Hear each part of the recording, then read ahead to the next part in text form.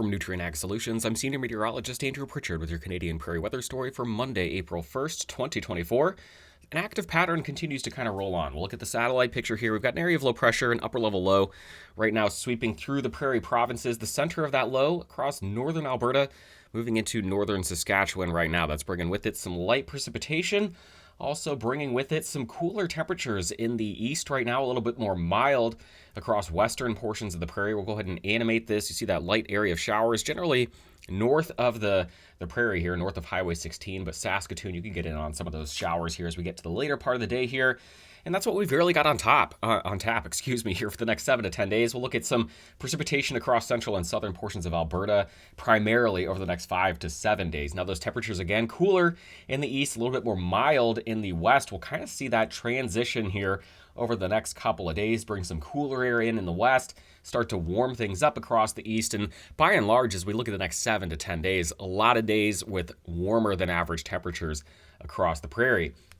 Now, your next week of precipitation, just kind of zoomed out, kind of, smoothed look here from the Ensemble picture. You see, once again, a week where we're going to be targeting southern portions of Alberta with the best chance for some precipitation, perhaps half an inch up to an inch of precipitation across portions of southern Alberta, far southwestern Saskatchewan, another mostly dry week across eastern portions of the Prairie. And then as we roll it on into Week 2, this would be April 8th through the 15th, we keep this active pattern going on where we're looking for cyclogenesis and much of the stronger or, more significant impacts here, the heavier rain and thunderstorm activity across portions of the central United States. But as these lows kind of lift north, taking a track like this is when we can potentially get into the opportunity for picking up some more precipitation across the Prairie. So we're not exactly, in the perfect pattern for widespread, heavy precipitation across the Prairie, but we're in a good pattern for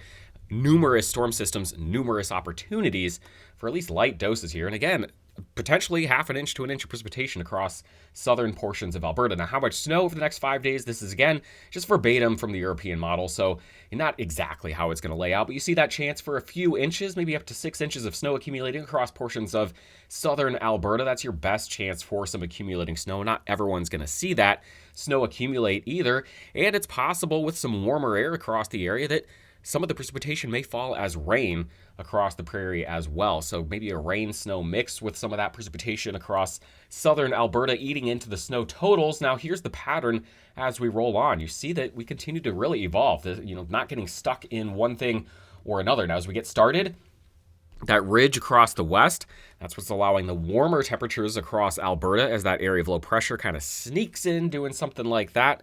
Now, as we take the drawings off here, we'll scoot through the next couple of days. You see that low come through northern Alberta, down through southern Manitoba, exiting the area during the overnight. And then as we get into Tuesday, now we've got a big ridge across the Prairie, another big ridge across the Hudson Bay. We're going to see this kind of sneak off to the south and to the east as we head through midweek. This is kind of Wednesday, Thursday. You really see the influence of ridging holding on, except here where we've got this low dropping down the west coast. You see it's being kind of forced southward between these two big ridges. This is what opens the southern Alberta into southwestern Saskatchewan corridor up into another, period of vertical motion. We've got that jet stream flow coming over the top of the ridge here, kind of rounds the base of the trough. Much stronger flow here, pushing into the central United States. That's where we'll see the main area of low pressure develop. But during this time frame, with those winds coming around the base of the trough, lifting into Alberta, we'll see that, Alberta, we'll see that chance for some precipitation across the region.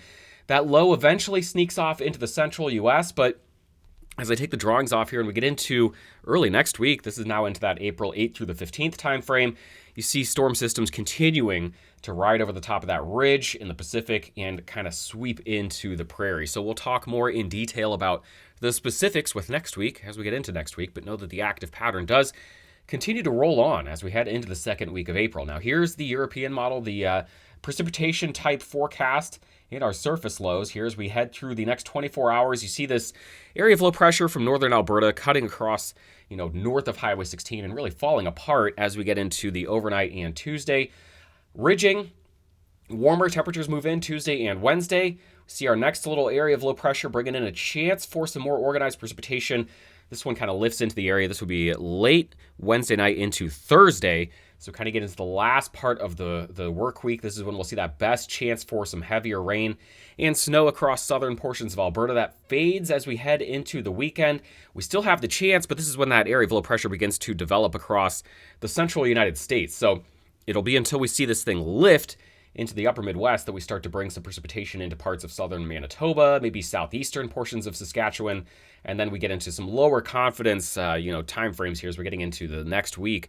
But we continue to see storm systems just following the same trajectory into portions of the Prairie, into the upper Midwest, bringing that chance for precipitation. This is where the model ends next Wednesday evening. This will be April 10th. You see more showers, maybe some rain, and some snow across the Prairie. So with a complicated pattern, we kind of simplify it here with the ensembles, looking at the probability of picking up half an inch of moisture or more over the next 10 days. You see that probability is highest here across southern Alberta into southwestern Saskatchewan, where the yellow, orange, and red shading would show a better than 50% chance of picking up that half an inch of moisture. You move off to the east, we see it's going to be a dry next 7 days or so.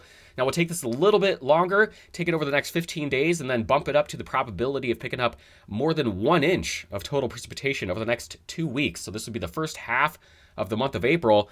You see those yellow shaded colors again.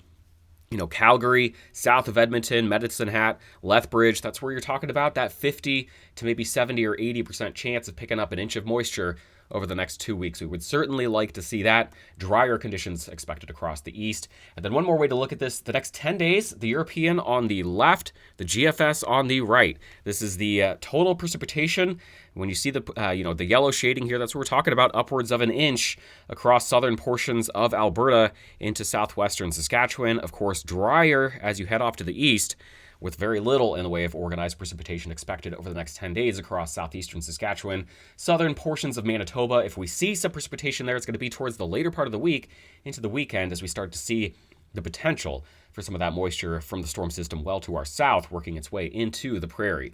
As I mentioned, with the influence of high pressure across the region, not a lot of cold air going to be making its way into the Prairie. Of course, as precipitation makes its way in, if we get some snow there across southern Alberta, probably a colder couple of days, mid to late week, but by and large, mild air across the Prairie, and that's why we get the potential for maybe even some rain with some of this precipitation. Calgary, the high is 17 for the day tomorrow. We dip down to a high of 1 as we get into Thursday with those overnight lows back below freezing. Edmonton, very similar, 19 for the high today, back to the single digits for the highs, Thursday, Friday, heading into the weekend. A little bit more mild as we get back into early next week. Saskatoon, a little more steady. Regina, very similar look here. Those highs in the middle teens, overnight lows above freezing as we get into the late part of the week. Winnipeg, you see that warm up as we head into the weekend as well. A little colder to start off the week, a little milder as we get into the weekend, and a drier week expected across the Winnipeg area with very little in the way of organized precipitation expected over the next 7 days or so. We'll talk to you again next week as we continue to look for the opportunity to squeeze as much moisture as we can out of this early April pattern.